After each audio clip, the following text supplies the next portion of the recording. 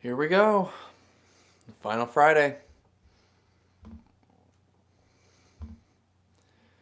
Final Friday for September Metal Fridays. We got one person watching now. And perhaps we will see more. Let's see, Metal Tomb is here. Hello, how you doing, man? Thank you for joining. I just thought I'd do a midnight stream to try to change things up a little bit. Trevin Davis is in here. Awesome. You know, most of my live streams I like to do at about 5, 6, 7 in the afternoon, in the evening. And a week ago, I was hoping that I could do an early live stream, say at about 8 o'clock in the morning. Ended up doing it at 8 o'clock at night, and for those who saw last week's stream, you know why.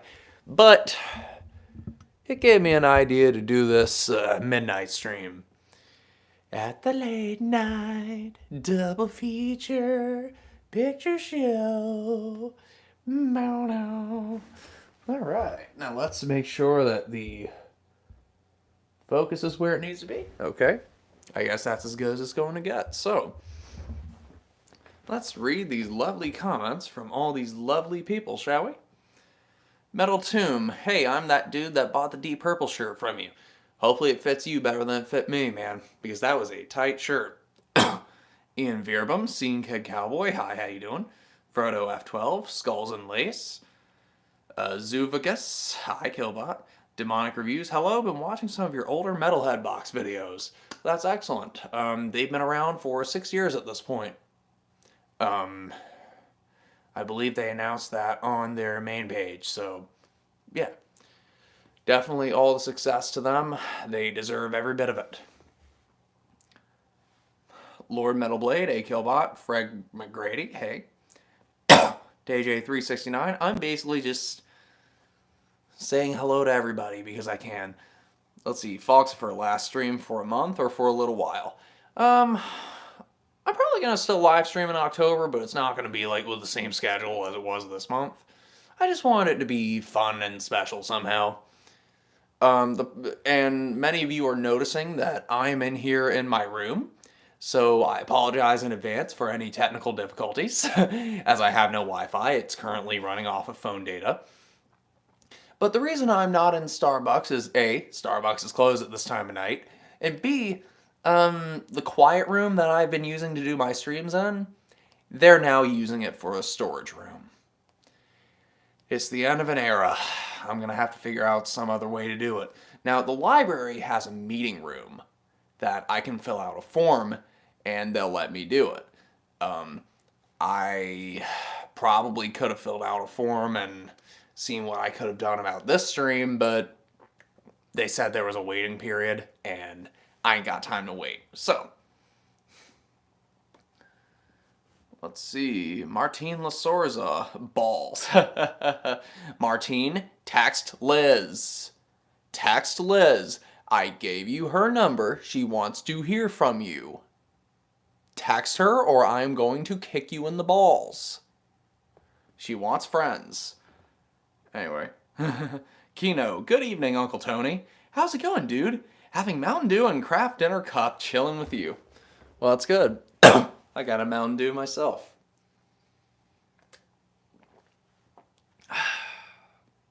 Proper. So good. I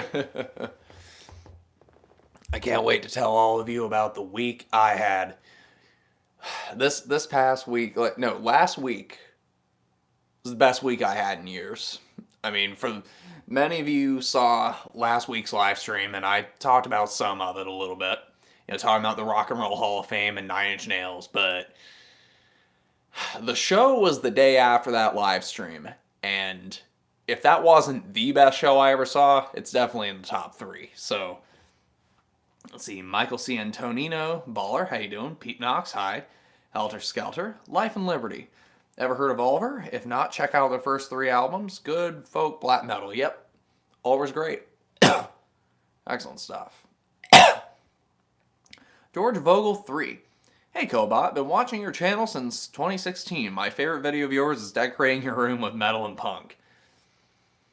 Yep, thank you for that. I got different decorations now. But, yeah, it's, some of my old videos is weird going back because, like, my hair was all puffed up. I didn't know the art of color correcting. And I spoke like this. You know what I mean? But we're talking about decorations. They had 2 posters for the 9 Inch Nails show. I got myself one, and my friend Craig over in Ireland, he asked me to get him one, so I'll be sending it to him. But the poster that I got for myself, I already got a frame for it. So whenever Mom decides that she wants to mail that to me, I think I know where I'm going to put it. Probably going to replace the Mentors poster and put it here if I can fit it here. Because I believe the poster is an 18 by 24. So hopefully that's just enough space between Morticia and Gomez and top of this couch. JC Haunts, hello. Yeah, hello. Metal War Master, hi, how you doing? Foxifer, hey, how you doing? Denisha Freeman, hey, how you doing? D's Nuts, hey, how you doing? Foxfur, by the way, Tony, I recently got a helmet and lard and wanted to thank you for it because they're awesome. Excellent. Glad you like them. Martine, thoughts on System of a Down? Avoid the issue. Yeah, they're fine, I guess. I mean, it's not really stuff that I'm into these days, but it's fine. Mike Westfall, hello, I'm going to see The Obsessed next Wednesday in Youngstown, Ohio. I met a guy recently who's from Youngstown. It's a shame about The Obsessed. They're a good live band, but for those who saw my video last year on going to see The Obsessed, if you saw that video, I was rather disappointed in the aftermath of that show. The show itself was great. But for reasons that you will see in the video, I will never support that band ever again. Fuck that. Anyway. Life and Liberty says, I see you have a Sleep poster. Good Stoner Doom. Oh yeah. I saw them live a few years ago. It was a sold out show. Fortunately, somebody had an extra ticket. Ian Vierbum says, you were one of the guys that got me to start a battle jacket. Well, that's good. That's very good. Yep. Zoofagus says, is that a poster of Athena of Midnight behind you? Yes, it is. Courtesy of the Metalhead box. And let's see, I think there's another Metalhead box poster up here somewhere. Well, there's 3 on that wall over there, but Dope Show says, hey, Killbot. Anyway. Got my flu shot yesterday. For those who are aware, I had COVID a couple weeks ago, and that really sucked. And for that new COVID booster, apparently there's a 90-day waiting period. So I'm not going to be able to get that COVID booster until about December. And that's just because I had it recently. But the flu shot, I'm not taking any chances on that. I'm going to fucking Texas next month. So I don't want to get sick while I'm on vacation. That's going to be fun. But yeah, flu shot. That's, it's weird because I went a lot of years where I didn't get a flu shot. I mean, no moral objections to it. It was more like monetary objections. It's like $40 for a fucking flu shot. But yesterday I just got it out of the way. I said, look, let me get this done because it's going to take 2 weeks before it kicks into full effect. So let me do this now before I go on vacation. And hopefully by the time I go on vacation, my fucking TSA pre-check will be approved. Because I'm still waiting on the processing from the website. So, yeah, I think I'm going to have to call them and see what I can do. But we'll get back to the airports in a little bit. Oh, you know what? Fuck it. We'll do it right now. So the morning after the Nine Inch Nails show was when I was supposed to go home. So I got dropped off at the airport, and there in the Cleveland airport, in the center, there's the TSA pre-check. There's the south side gate and the north side gate for security.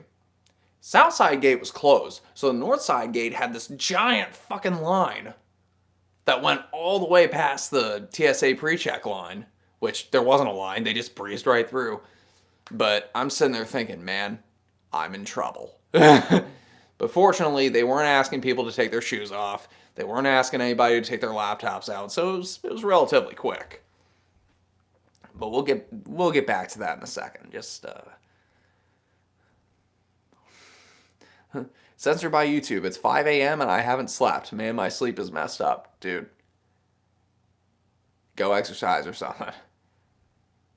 Let's see. Frodo F12 saw Obituary and Prong not too long ago. My first time in the pit was a fucking blast. Well, that's cool. Obituary is always a fun time. AG Parabellum says, my friend once described you as Eddie Munson, but not a poser. Thank you. Thank you so much. Demonic Reviews. Thoughts on Converge? I like them. Pretty good.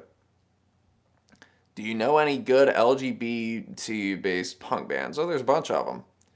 In fact, I dare say that's a lot of the genre. To be honest with you.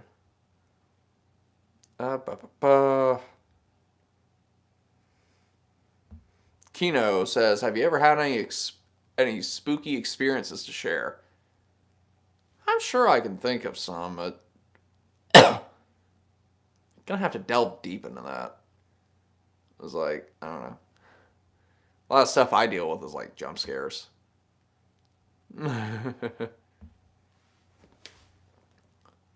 Oh yeah, went trick-or-treating one time, and there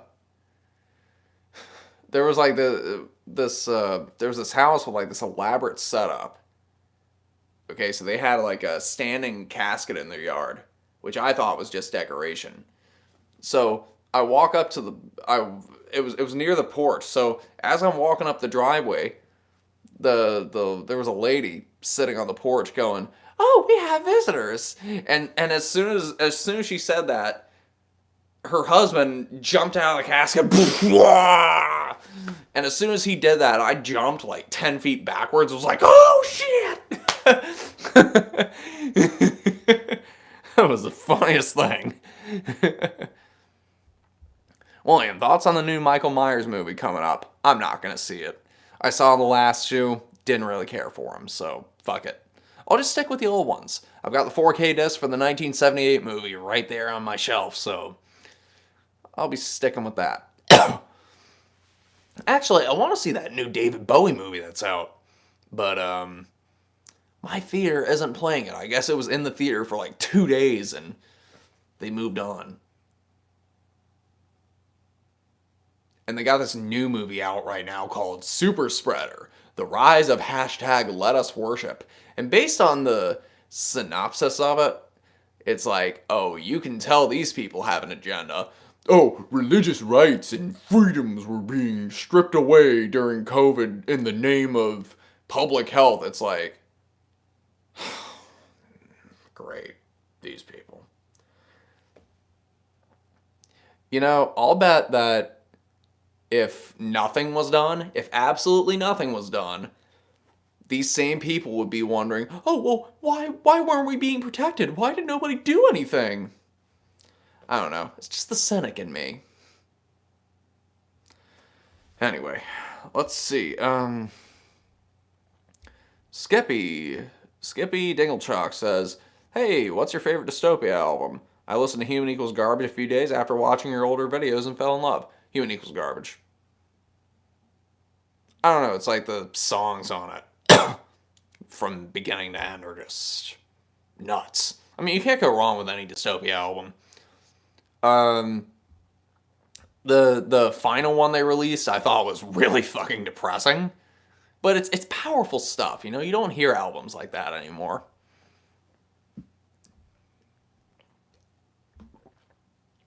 Metal Media's got to go to school, so good to see you, Metal School. Novark, hey, how you doing?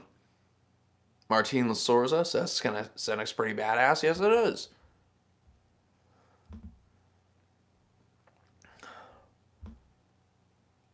Okay, so 9 Inch Nails. Where do we begin? So, before the show, I went to go visit a place in Cleveland called Norden's Furniture. And this furniture store, which wasn't even in business anymore, in the 1980s, it was a studio. It was called Right Track Studios. And this was where Trent Reznor used to work. That was where he worked as a janitor. And in his off time, he would record there. And that's where he recorded some of the Pretty Hate Machine album. So, yeah. I got some pictures outside the furniture store. I looked in the windows and I just imagined Trent Reznor walking around with a trash barrel. Maybe mopping the floor, maybe, you know? I mean, I'm into stuff like that, you know? Like going to visit the Wax Trax building in Chicago. It's now a dentist office.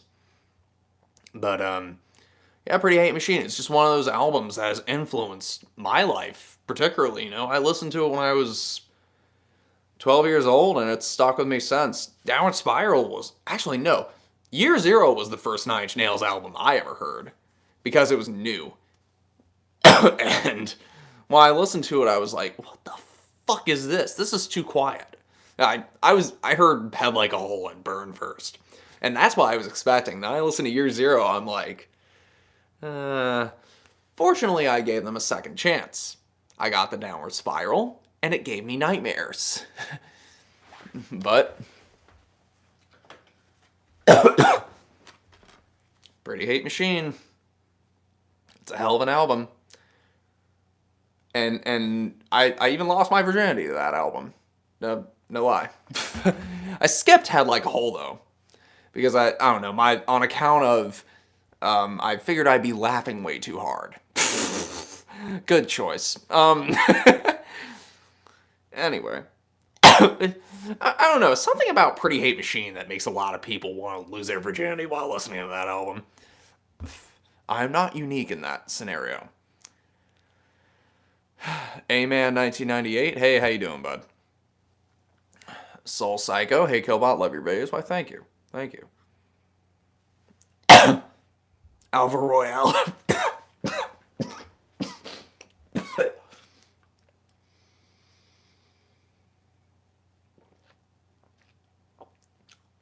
I've tested negative for 2 weeks. This cough isn't going away. And that seems to be the case for a lot of people. Apparently, the post-COVID cough is dead virus trying to leave your lungs. And trying to suppress it is only going to make it worse. Oh my lord. Drives me crazy.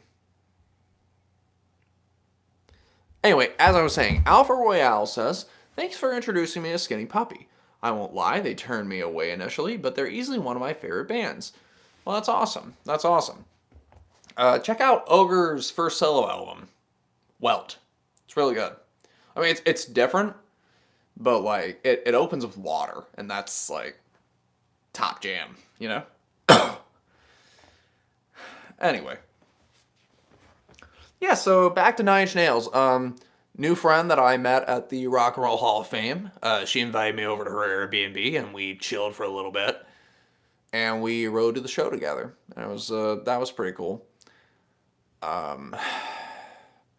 You know, I told my mom that I still wanted her to go to the show, so yeah, that happened.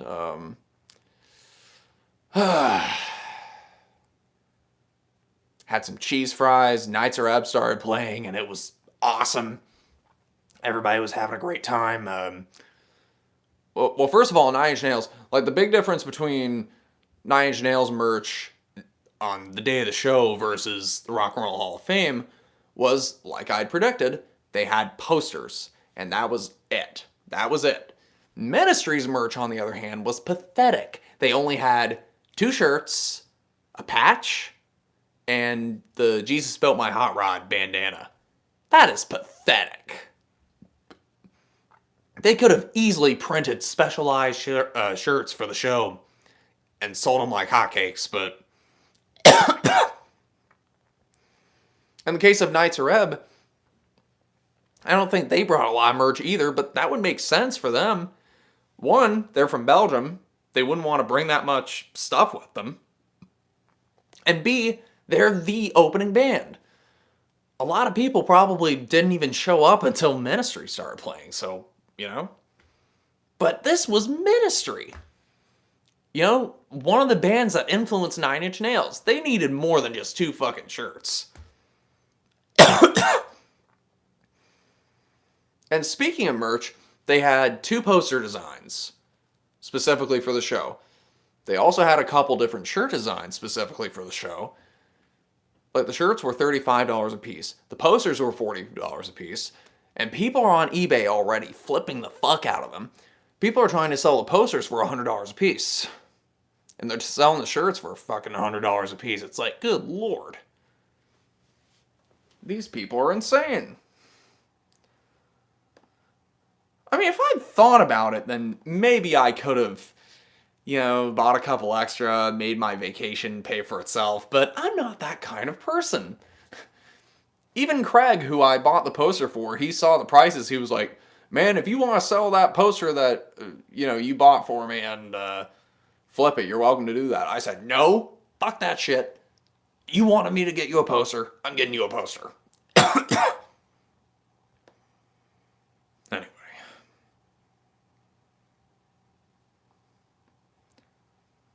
Yoshi Cage Kira says, I've never listened to Nine Inch Nails. Which album should I listen to get started? I'd say The Downward Spiral would probably be it, but I think also the Broken EP would be good because it's shorter. Angrier and a little easier to digest, I would imagine, simply because of its length. Here we go. This is the Broken EP. You'll enjoy this one.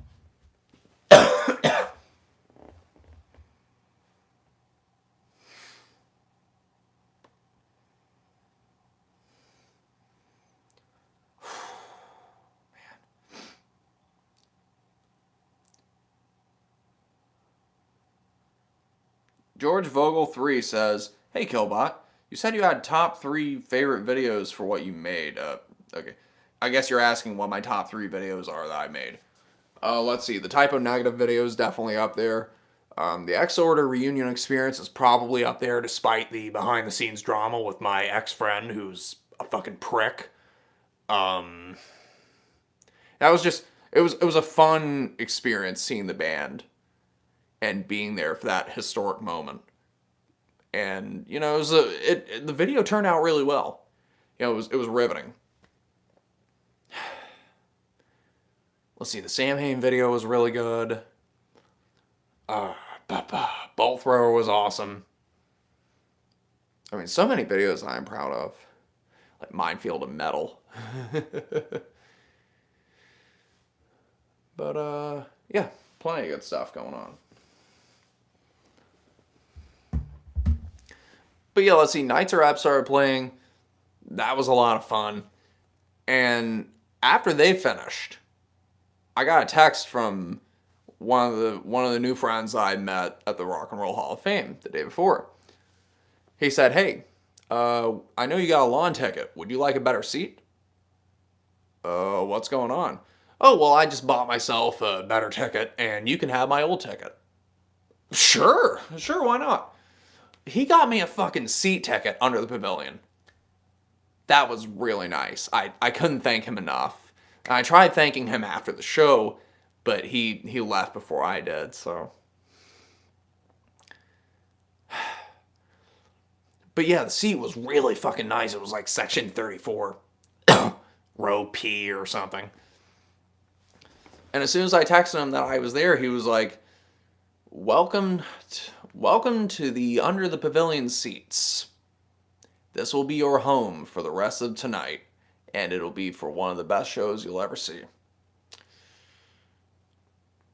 Quite the statement. Words to live by. And he was right. It absolutely was one of the best shows I've ever seen, and probably the best show I've ever seen. Yeah, Ministry set up the fucking fence. I'd never seen Ministry with the fence, and that was awesome. You know, for all the old school Ministry fans, they knew it was a special thing. So they had all this fog, and they opened with Breathe, and they went into the Missing and Deity, and then New World Order, and Thieves, and Supernaut, which, you know, a lot of people were hoping that Trent and Al would sing Supernaut together. It didn't happen, but Al did fine on his own. It was still a great rendition, and it was just, Ministry was wide the fuck open. Definitely the best time I'd ever seen them. You know, here's the thing about Ministry. When Al's in a good mood, they put on an excellent show. When he's not in a good mood, they fucking suck. I've seen them fucking suck. And he was definitely in a great mood, so I was happy to see that. It was, and really it was the best time I'd seen any of these bands, but, you know, once again. Yeah, so some time went by, the vibe was nice, everybody was in a good mood. My mom got offered weed cookies. Yeah, I got offered this really nice seat under the pavilion, and Mom, who had a lawn ticket, I just looked at her, I said, well, I guess I'm gonna go to my seat now. Which I got made fun of. It's like, oh, you left your mother. It's like, she's an adult. She can take care of herself. But, yeah, she got offered weed cookies by the person next to her, and she was like, I can't even eat those if I wanted to. Job does random drug testings. Yep, 2022, we're still worried about fucking pot when fentanyl is killing people. But, yeah, seat ticket was really nice. Some time went by. Vibe was nice. I mean, it felt like a summer concert night, even though it was fall. 9 Inch Nails opened up with Somewhat Damaged, and that fucking bass synth just came in so goddamn hard. Like, Ministry's decibel level was 122 decibels. 9 Inch Nails had to have been higher than that. It was insane. And they played so many great songs. You know what? Hold up. Let me see what the set list was. Set list was... Now, I've got it right here in front of me. It's, text, where are you? Let's see, Somewhat Damaged, March of the Pigs, Piggy, Heresy, Less Than, The Lovers, Reptiles, Sanctified, Copy of a Shit Mirror, God Break Down the Door, Perfect Drug. They played the Perfect Drug. This was my third time seeing it. I've always wanted to see them play Perfect Drug, and they fucking played it. That drum solo, you thought the drum solo on the song, on the studio recording was nuts. Live, it's on steroids. Oh my god. Closer, Big Come Down, Byrne, The Hand That Feeds, The Frail, and starting with Eraser, they got all the old lineup back. Yep, all those extra people from the 80s and the 90s that were there at the Rock and Roll Hall of Fame the day before. Charlie Clouser, Chris Vrenna, Danny Lawler, Richard Patrick, who went on to form Filter. Those guys all got on stage. There were fucking 10 people, I think, on stage. Like 9 or 10 people. And Richard Patrick sang Eraser, and he sang the second verse of Head Like a Hole. And they played Hey Man, Nice Shot.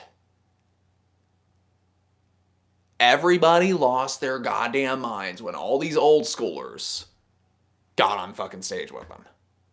I was losing my shit. Oh my fucking god. I mean, this was historical. This was history. This was the first time any of these fucking people had gone on stage with 9 Inch Nails in over 30 years.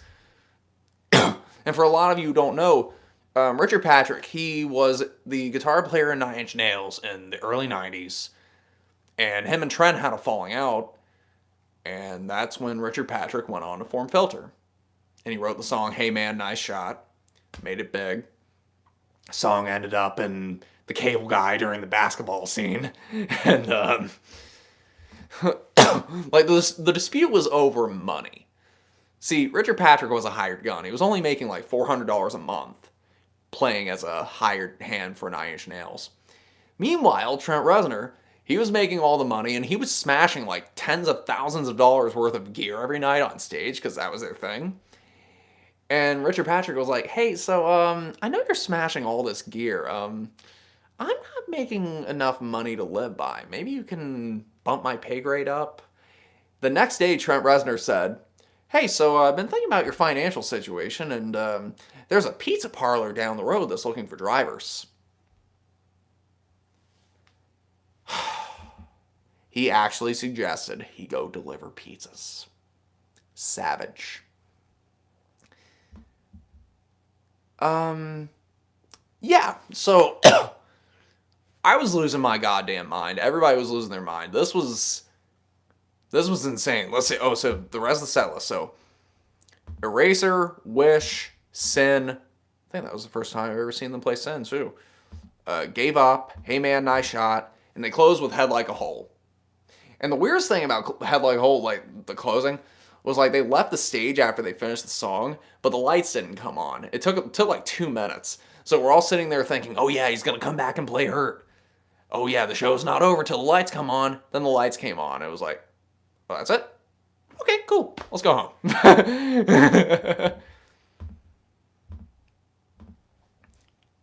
That was, everybody was happy with that, you know? Ugh, man. I need to write. I'm going to read these comments before I continue my story. May Credible. Hey, man, just caught the stream. It's like 6 a.m. here. Well, that's cool. That's cool. Glad you can make it, bud. Derek Calderon. Hey, how you doing, man? Want to see you attain in March, but, like, they had visa problems. Yeah, that sucked. I was hoping I'd see them, but Mayhem's still doing pretty good. Soul Psycho. Hey, Killbot. I'm a guy who's interested in getting into typo negative. What would be a good place to start? Bloody Kisses.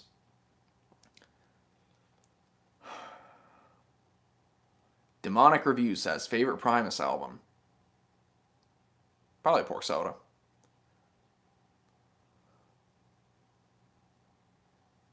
Frizzle Fry is also really good. Yuna 675. We'll sadly have to leave because I gotta go to school. Bye. Thank you for coming. Michael C. Antonino. I met Chris Brown backstage at a Marilyn Manson concert when I was 12. He's an insane drummer, isn't he? Danny, on the other hand, Danny Lawler was wide open as fuck. He was pretty wired when he did the Q&A at the Rock and Roll Hall of Fame. He's always been wired. But at this show, he was fucking throwing his keyboard around and smashing it. Just like the old days. This was a rock and roll concert, for real. It had jackasses like they were always jackasses. So where I was sitting, there's a ramp. Where there's like you go down and there's more sections. And there's like a little secluded space against the fence. Which wasn't really that occupied, I guess. I guess there are some people who, I guess, could have paid to stand there, I suppose. I don't know. But for Nine Inch Nails, there was one spot where I wanted to run down, grab a couple pictures, take like one quick video, and then run back up. That's what I was planning on doing. Just taking a couple snapshots, maybe a quick video, running back up. I wasn't going to stay there. Anyway, I'm taking a video, and this lady next to me was like, hey, you didn't pay for these. These aren't your seats. You gotta go back. It's like, yeah, I know. I'm not staying here. I'm just grabbing some pictures. And when you gotta get blah, blah, blah. I'm like, I'm sitting there thinking, man, you need to work for Live Nation. God damn. It's like, mind your own business, lady. But, I mean, it didn't kill my buzz. Didn't kill my night. It's just one of those things where it's like, fuck, man. There's always got to be somebody bossing everybody around. That's not very rock and roll. But that was a very rock and roll night. I mean, I got my pictures, and it was definitely worth it. And like I said, that's all I was going to do. I wasn't going to stay. But, you know. It was, and like, interestingly enough, it's like, Sanctified. When they play Sanctified live, it's a different bass line than it is on the album. On the album, it's like a keyboard slap bass. Boom, boom, boom, boom, boom, boom, boom, boom, boom, boom. And with each different bass player they have in the band, it's like a new interpretation of the bass line. On the Tension tour, supporting Hesitation Marks, I forget the name of the bass player, but he did this cool, like, funky... That's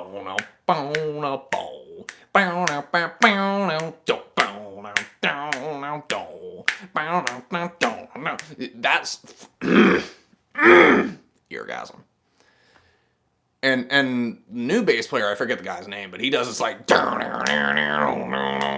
more of a rock rendition, I suppose. It's cool how many different interpretations that one song has, and I like the live interpretations better than the album version. Here's the thing, Pretty Hate Machine used to be one of my top 10 favorite albums of all time, and it's kind of fallen out of the top 10 because the more I've gotten into industrial and electronic music, the more I prefer stuff like Skinny Puppy, Frontline Assembly, 242. But Pretty Hate Machine, it still holds a place in my heart for getting me into that music in the first place. And besides, something else about Pretty Hate Machine, those songs are good, but I prefer the live versions of those songs because they hit harder. And the reinterpretations are cooler. But also, like, just, it was the 80s. It was 9 Inch Nails' first album. And so it sounds thin, it sounds small. I would say it needs a remaster, but it already got remastered in 2010, and it was brickwalled to hell. I remember. I bought it the day it came out. So yeah. Let's see. Queso Retard. Ooh, hell of a name. I just saw Guar Tuesday. Well, that's good. Excellent live show. Let's see. Synthfan says, what bands influenced Trent? Ministry influenced them. Depeche Mode definitely influenced them. Like, you know how on the sides of these albums... well, it's not on this copy of Pretty Hate Machine, but like... they're called Halos. That's how they're labeled on the side of the albums. This one, Broken's Halo 5. Downward Spiral is Halo 8. The Fragile is Halo 14. Well, he got that from Depeche Mode. I forget what Depeche Mode labeled.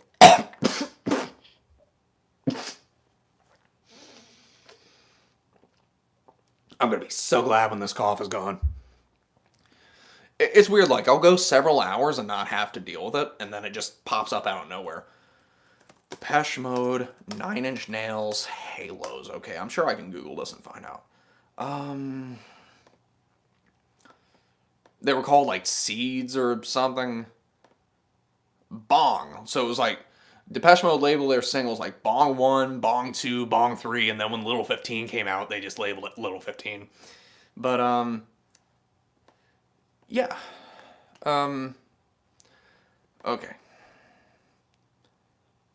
Pedro, hey, Pedro Lopez, how you doing, bud? Only one more month. Only one more month. We'll meet in the flesh. Gonna see you at Misfits. Jay Damon says, I'm watching your stream in California. Sorry to hear about your experience with COVID. Hey, thank you for the apologies. And while we're talking about interstate stuff, all my viewers over in Florida, I hope that you're all handling yourselves pretty well. I know you always get pretty hit hard with the hurricanes and the rain. We're going to have some rain tomorrow in North Carolina. And it's not going to be anywhere near what you guys are going to have to deal with. So I hope you all stay safe. I know people are going to lose their homes and it's going to fucking suck. But it'll be dealt with. It'll be dealt with. And hopefully help comes your way.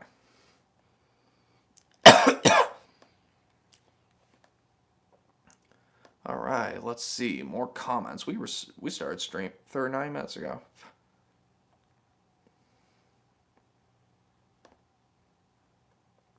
Aiden says the final Friday. That's a reference to Friday the 13th, Part 4, the final Friday. And since it's the final Friday of this month, well, last week, I think I forgot to type it in the title, but on the paper it said Friday I'm in love. Reference to The Cure. Friday I'm in love. Oh yeah, that's another band that influenced Trent, by the way. But yeah, it was a historical night that, I've never seen a show that historical. Like, the closest I've come was X Order's first comeback show in New York City, in Brooklyn, back in 2018. And I did a whole video on that. But, and that was historical because it was the first time those guys were together in all those years with a brand new lineup. But this, this was something else. This was everything good about all those other times I'd seen these bands, but on steroids. This was the third time I'd seen Nails, third time I'd seen Ministry, second time seeing Knights of Reb. It was the best time I'd seen any of these bands, like, no complaints about any of their performances. And for the most part, everybody was nice. I mean, I did have that one weird lady, but like I said, it comes with the territory of going to shows. There's always some jackass at shows. There was somebody at Iron Maiden 10 years ago who cut in front of me in line at the bathroom. I was in line, he just cut in front of me and went, stop, and just fucking, yeah. I should have just peed on him.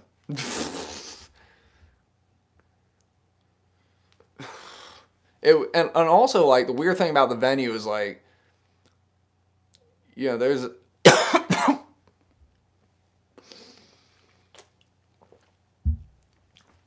the exit road to the venue is like a 2-lane road, okay?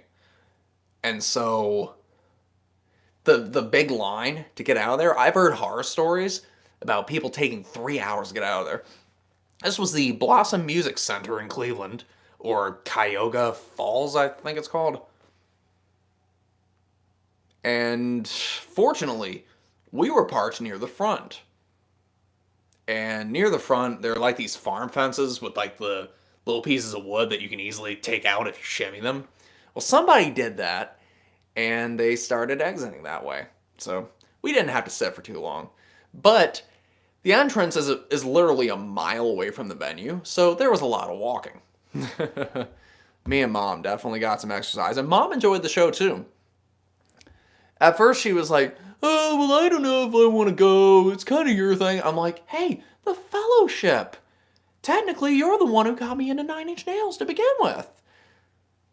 If you had told me at 11 years old that I'd be sitting here at 26 watching this historical, unbelievable live show with my mother and with 23,000 people and seeing the Rock and Roll Hall of Fame and seeing the Q&A and being with all these Nine Inch Nails fans, all these fucking people dressed in black t-shirts, I don't know. I don't know what I think. But yeah, I was sitting in a Hard Rock cafe at 11 years old, and on the TV screens they played the music video for Head Like a Hole. I thought it was interesting. So I had Mom burn me one of their songs, and she burned me Byrne. And the angst and the sound of the synths, that got me going. And ever since then, here I am. It looks like this show was professionally filmed. I really hope they put it out on Blu-ray. I'd buy the shit out of it. I'd buy the shit out of it. Somebody already posted a recording of the show on Nin Live. Sorry. This cough, I swear. On Nin Live. And I've been playing it over, reliving the moments. It's a show you want to relive. Oh, $20 super chat from Pedro. Thank you so much. Where's the Midway Breakaway shirt I sent you? Hold on.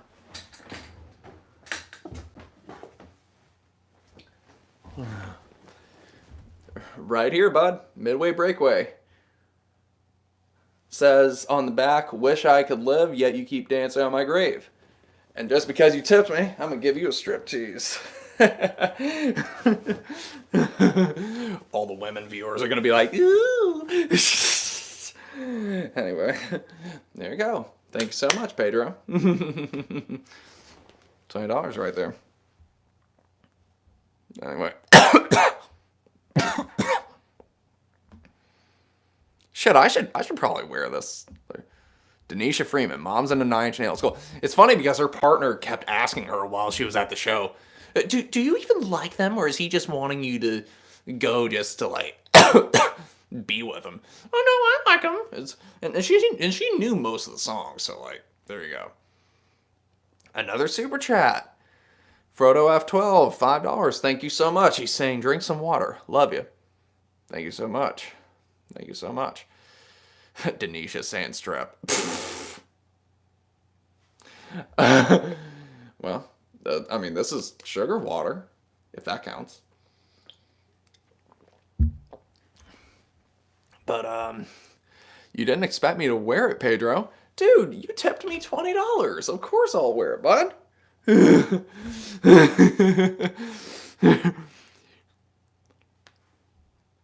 Anyway. This shirt actually fits really good on me. How about that? Charles Barnes says, I saw Black Flag in 1984. Well, that's awesome, dude. Wow, so how old are you now? I know Black Flag is technically still around now, but with Keith Morris fronting them, I think, I don't know, it's weird. It's like, I know people say that, you know, Henry Rollins is like the bastardized version of Black Flag, but I don't know, this new version of Black Flag, it's not the same. I'm so used to Henry being the frontman, you know? Butchered says, I was going to see Maiden Tuesday in Concord, but I wasn't paying $60 to barely see any movement from that far, or pay $300 for resale for dust for bones drunk off their ass smelly old people.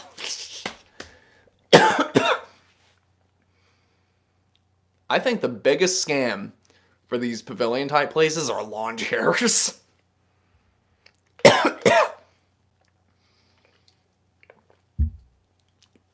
I mean, you sit on the lawn.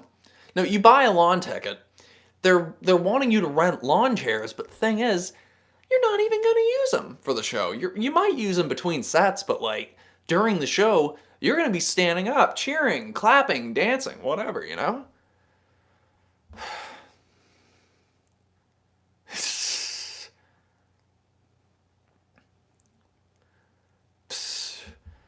Okay, let's see. Demonic Review says, Pedro, I love your videos too. Yep. Kino, hey, you got pepperoni nipples. Yeah, let's see yours, motherfucker. See what yours look like. Denisha, I can only wish my mom was into that kind of music. Well, you know, tie her down and like play it over and over, and maybe she'll grow a liking to it. I don't know. Austin James asks if I do psychedelics. No, I did partake in a little bit of blunt smoking before the show, though. Me and a friend of mine, we passed a blunt around, and I was speaking a little funny before Nights Are Out got on. Like once the band got on, I was back to normal, but.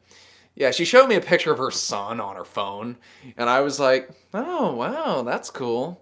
Yeah, yeah, your son's gonna have a good life, you know. If he takes after his mother, you know, he's gonna have his shit together." She was like, "Well, what do you mean?" "Oh, well, you know, look where you are now. Oh, that guy's got cheese fries. Want to split some cheese fries with me?" And I was like feeding them to her. And then mom showed up, and she told me a couple days later, she was like, yeah, she was extra proper when I met her, so I knew the two of you got into something, I just didn't know what, and I don't think I wanted to know.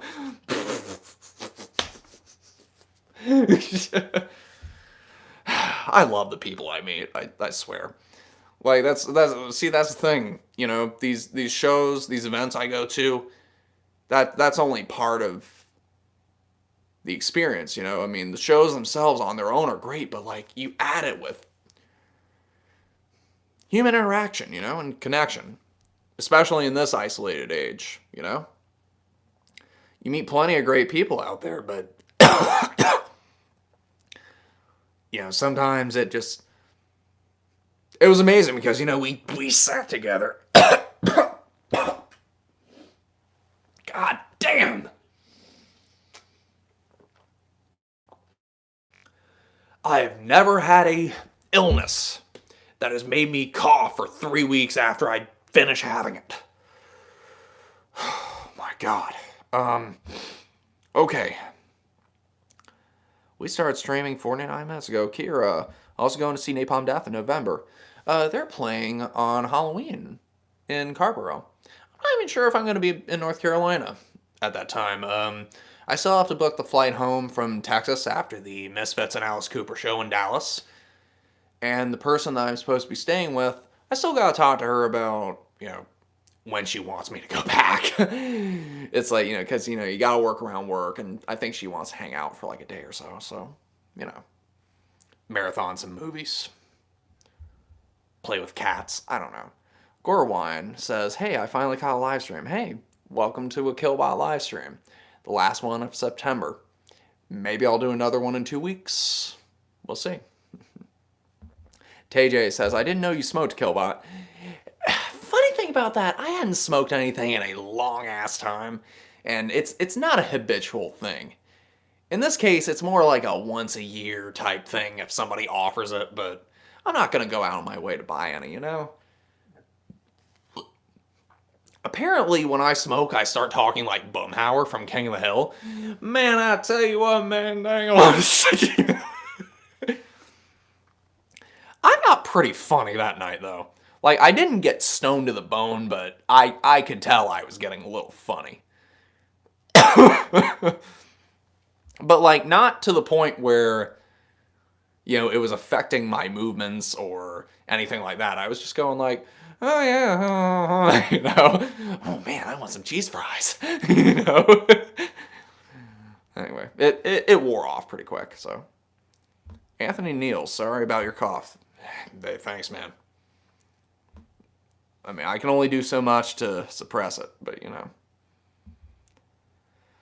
Anthony Neal, good time to stream. I work Friday in the days. Yeah, I figured I'd never done a midnight stream before, so I thought it'd be pretty cool, I usually don't stay up this late. Usually I'm in bed by 10 o'clock, so I had to force myself. Denisha, if I meet you in New York City, we gotta smoke. It's finally legal here. Well, I'll fucking... I mean, I do go to New York every couple of years, so, I mean, last time I was there was the X-Order trip. Martine Lasours, I smoke once in a while with friends as long as I don't end up like Chris Barnes. Oh, I think you would be funny on weed, Martine. My goodness. Shit, you and me should smoke sometime. Whatever decade we happen to hang out outside of a show, Fucking hit me up, we'll make it happen.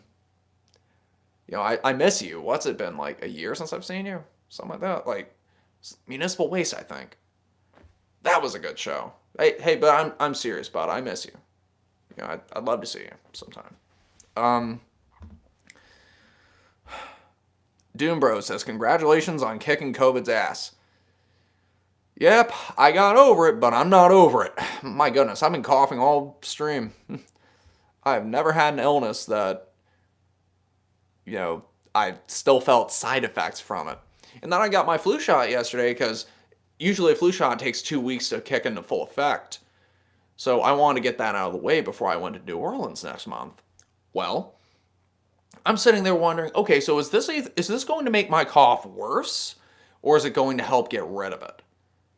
Well, the only real side effect I felt from the flu shot this time was, my arm felt a little sore. But right now I'm touching it, not feeling a thing. So, I think it also helps when you consistently get flu shots year to year to year. And if you go years without getting them, it makes it worse, I suppose. I don't know. Okay, so what are some other things we can talk about? Oh, yeah. So the morning after the show, I'm hyped up. I'm still on a high. It was one of, if not the best show I ever saw in my life. I get dropped off at the airport. Me and Mom are having a sad moment. Oh, I'm going to miss you. She leaves. And who's getting dropped off at the airport in the same minute I'm getting dropped off? Then Richard Patrick. Oh boy. Richard Patrick's over there getting his backs checked. And I'm like, oh my God. So I walked up to him and I complimented him on his performance at the show. I complimented him for his performance at the show. He was like, oh, hell yeah, man. I was glad to be there. It was a great night. Everybody sounded good. It was fun for everybody. And I asked him for a picture. He was happy to oblige. I told him, man, I flew all the way up from North Carolina to see the show. He said, hey, I wrote Hey Man, Nice Shot in North Carolina. He was a super nice guy. Now, naturally, meeting that guy had me fucking giddy as hell running through the airport, even with that long-ass TSA line. I'm sitting there in line like, I just met Richard Patrick. And then I'm like, wait a minute. I still don't have that Filter album. Let me order that now. See, meeting your fans can help you financially. For instance, when I was at the airport gate, I saw a young lady who had a battle vest on, and her back patch was a Gwar back patch.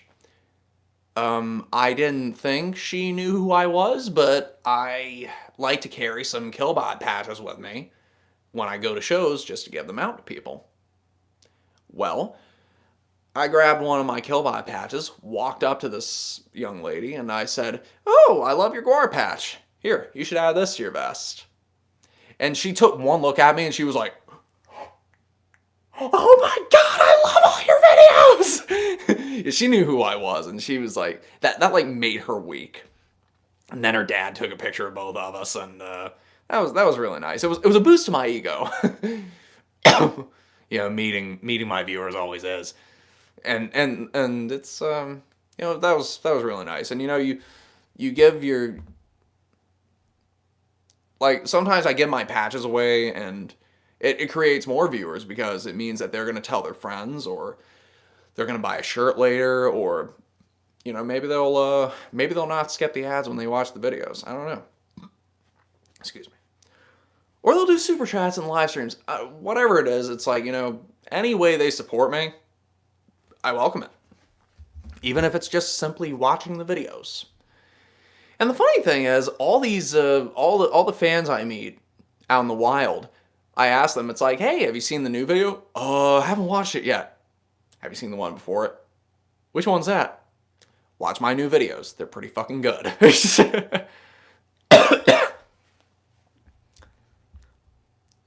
I'll trust none. Are you into LG? Are you LGBT? I'm pretty straight, but, you know, I welcome everybody, you know. I fucking love women. God damn. God damn. Austin James, what does the P stand for? Yeah, that is a good question. What does the P stand for? Gorewine. I just got some 9 Inch Nails scores at Repo Records. Oh, Repo Records. Hell yeah. Trevor Taylor says pants action. Oh, okay. Okay.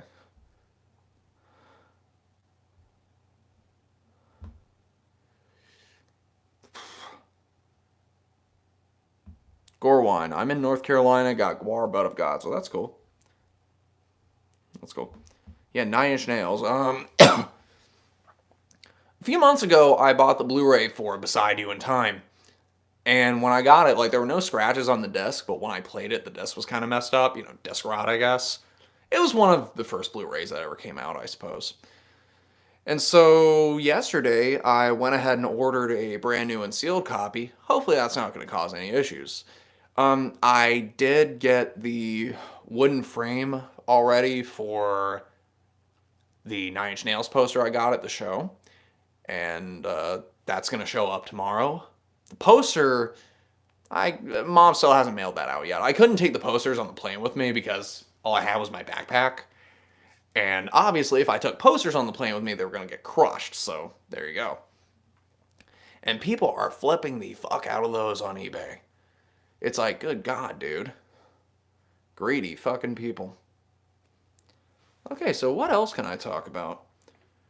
You know, I've been streaming for an hour, and I like to keep these streams usually an hour long just for the replayability, but fuck it. Let's stay for a few extra minutes. I'm not going to go too much longer. I guess I can talk about some of these other things. First of all, Tinder moms. Since I've been on Tinder lately, with no luck, by the way, all these ladies are like, oh, I've got 2 beautiful children. I've got 4 beautiful children. You never hear any of these moms talk about, man, I got 3 kids and they're a fucking pain in my ass. I fucking can't stand them. I've got a 30-year-old who's in jail.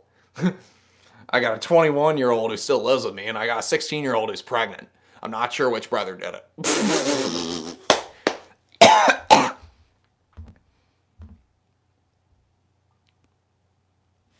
TJ, Killbot's looking at the Harley Quinn poster on his wall, probably when he's going I Love Women. I don't have that poster anymore. Tore it down. It was a cool poster, though. I miss it. I got that poster from Five Below. But yeah, it's like, what was it? I was looking earlier, there was one lady on there talking about, oh, I'm about to be a single mom. It's like, in what order is this happening? Are you about to be single, or are you about to be a mom? I'm about to be a single mom. Like, oh boy. Oh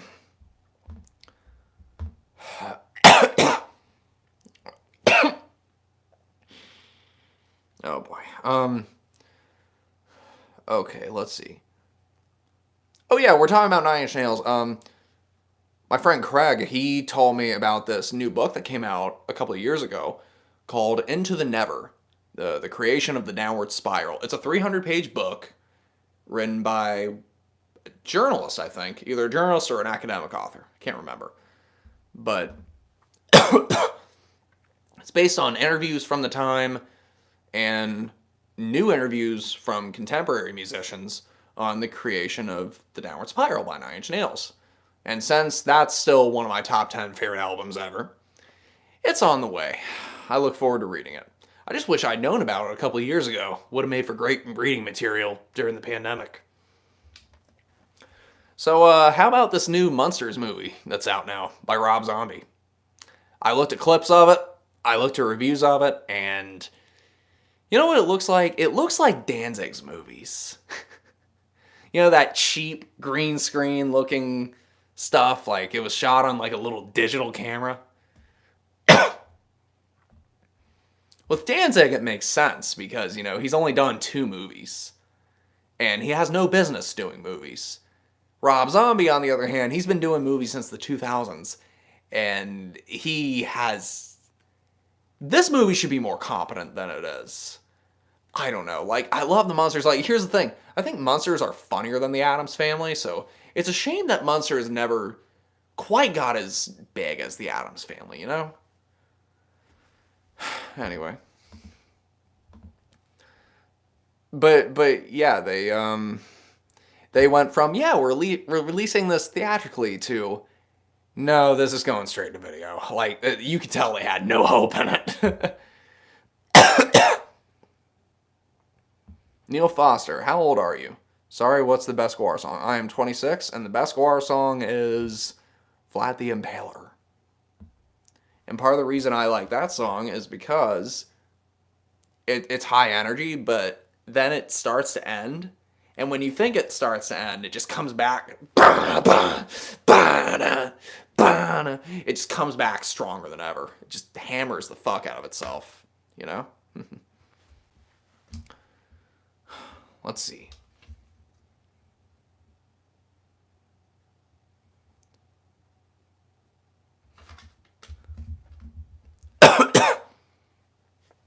And I guess we're going to close this tonight with some library picks. Some stuff that I got today. I'm probably going to talk about Buffy the Vampire Slayer too, because I like Buffy the Vampire Slayer. So, stuff I got at the library today. Let's see, so, they had Billy Squires' Greatest Hits, Stroke me, stroke me. Good stuff. Billy Joel's Greatest Hits, which unfortunately the discs are kind of messed up in this, so won't be able to rip it. But I'm not exactly climbing over myself to listen to Billy Joel, so it's not going to matter. Then I saw this Iron Butterfly and Vanilla Fudge compilation, which is cool enough. It has In-A-Gadda-Da-Vida on it. Unfortunately, it's got the fucking radio edit. Man, I don't want no radio edit of In-A-Gadda-Da-Vida. I want the full 12-minute version. Fuck that noise. Van Halen Best Of, which I already have these albums, but I do not have the final 3 songs on the album. Humans Being, Can't Get This Stuff No More, Me Wise Magic. These are songs you can only get on this Greatest Hits album. But I'm not paying full price for 3 songs. Fuck that noise. Alice in Chains, Jar of Flies, I Stay Away is worth the price of admission. Talking Heads Best Of. Again, I have all these albums except for True Stories. I'm not buying it. Their last 3 albums sucked. But I do like the one song that ended up on here, Wild Wild Life. That's the only song I care about from that album, and I'm not buying that album. So, I just wanted this for one song.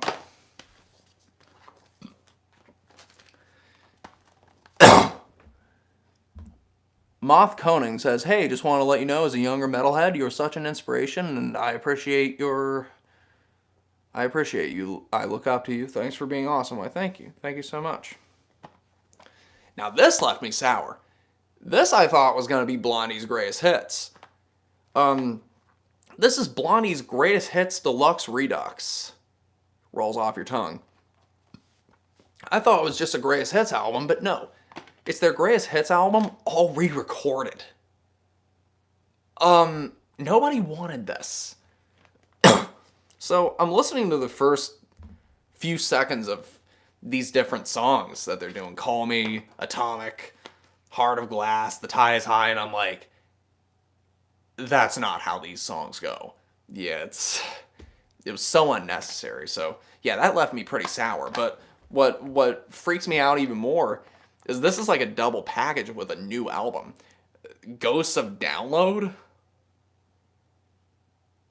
When you have to package a brand new album with re-recordings of your old hits, you're in trouble. Fuck that noise. And since I like to rip DVDs so that way I can watch the files later, we have Buffy the Vampire Slayer. I like Buffy the Vampire Slayer. It's fun stuff. It's cheesy. It's early 2000s cheese, but it's fun early 2000s cheese. A middle-aged librarian hanging out with a bunch of high schoolers and nobody questions it. and you know what I especially love about the packaging for these? Is that Buffy, the character, she is so goddamn boring that when you look at the discs and all the different characters are on the discs, Buffy is not on disc 1. She's on disc 3. Same thing with season 5. And same thing with season 3. Now in season 1, she's on all 3 discs because, you know, she's the title character. It makes sense. In season 2, she's on 3 of the 6 discs. Okay, cool. Starting with season 3, it's like, okay, they're showing her less on the discs. And by the way, that is probably the worst picture of Faith they could have picked for the front cover. She looks like a fish. That actress, Elisa, she's probably sitting there like, oh no. All these teenage girls are going to be looking at my face and they're going to be like, ew, she ugly. For the record, you know, she did great in that role.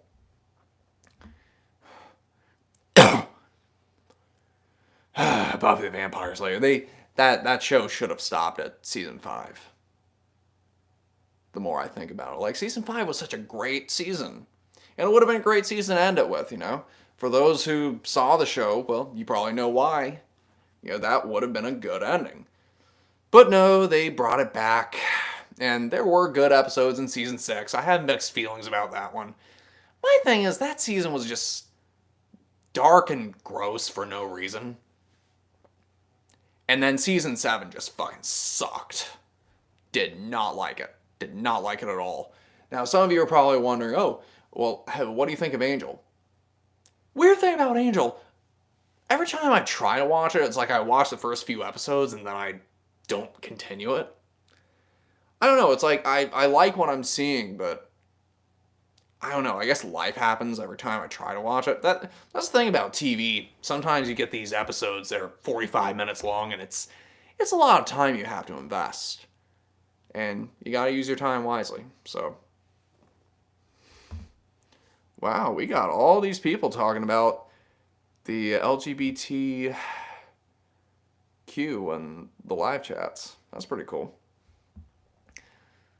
A lot of people asking each other about definitions and stuff. All right, well, we started this live stream about 70 minutes ago, so yeah, I guess we're on to other things. Time to wrap this up. I'm gonna go to bed, and everybody in Florida and all the surrounding states, stay safe. Oh, super chat. Thank you so much. Ma Verkshka. Yo, Killbot, how's your day been? And if you could meet any dead musician, who would it be? Dave Brockie. Imagine picking Dave Brockie's brain. All the ideas and weird shit that goes through it. Total inspiration. He did everything and anything. And it didn't matter if it worked or if it was a good idea. He just did things. Thank you for the super chat, bud. Anyway, thank you all so much for joining and grind on, and it's been a great month. Who knew that my life would bounce back with a vengeance in such a big way? I'm happier now than I've been in years. The last week has been the best week I've had in years. I've met great people. I've done a lot of excellent things. First half of this year, frankly, fucking sucked. But I'm feeling really fucking good right now. And I can only go up from here. So, let's have some fun, folks.